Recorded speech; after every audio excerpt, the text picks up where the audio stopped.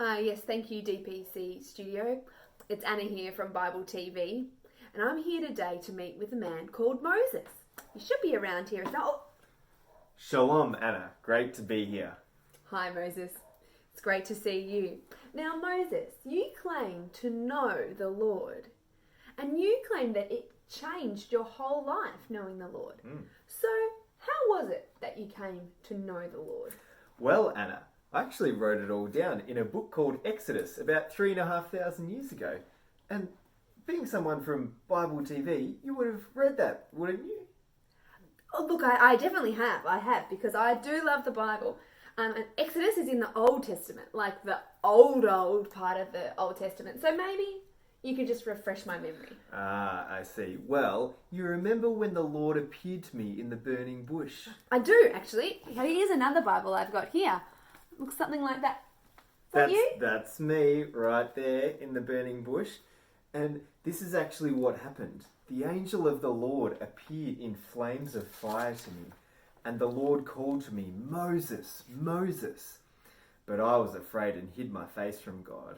Even though the Lord said he'd be with me, I said, send someone else. So you see, I didn't really know the Lord then. Yeah, it sounds like you didn't really know him at all. Maybe you just kind of knew a bit about him. Actually, do you know what I remember?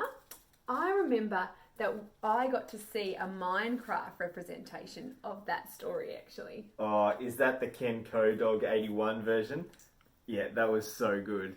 Yeah, and so after the Lord sent me back to Egypt to rescue his people, I thought he was just taking too long. And I thought his plans weren't actually working out. I actually said to him, Lord, why have you brought this trouble upon this people? Ever since we went to Pharaoh to speak to him, you have not rescued your people at all. So it sounds like you really didn't know the Lord or what he was doing. No, I didn't really know him that well. But the Lord was very kind to me. He said, I will free you from being slaves to them, and I will redeem you with an outstretched arm. I will be your God, and they will know that I am the Lord. So, Moses, what happened next? How did you really come to know the Lord? Well, the Lord kept his promise. He actually did free us from slavery, just as he promised. And even though the Egyptian armies were chasing us down on their horses, God split the ocean in two so that we could walk through. I know that bit. I know it. It's in the Bible. Oh, that's it. That's exactly the spot. Yep, that's what happened.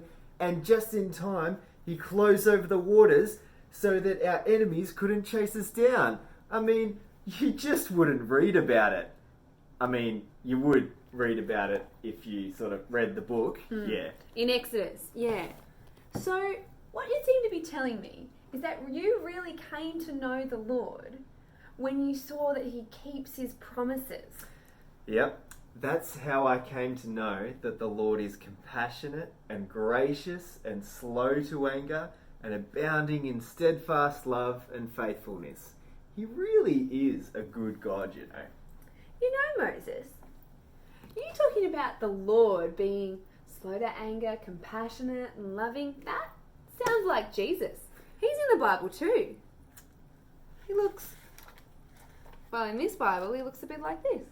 It does sound a lot like Jesus. And actually, well, Anna, when I wrote this about 3,500 years ago, I didn't know the whole story of God, but it was actually pointing towards Jesus rescuing his people from sin. I think that knowing Jesus is how we can really know the Lord. That makes a lot of sense. Well, thanks, Moses. That's all we've got time for today. I'll send it back to the studio and I'll see you later. Bavakasha, Toda Rabba. Bye.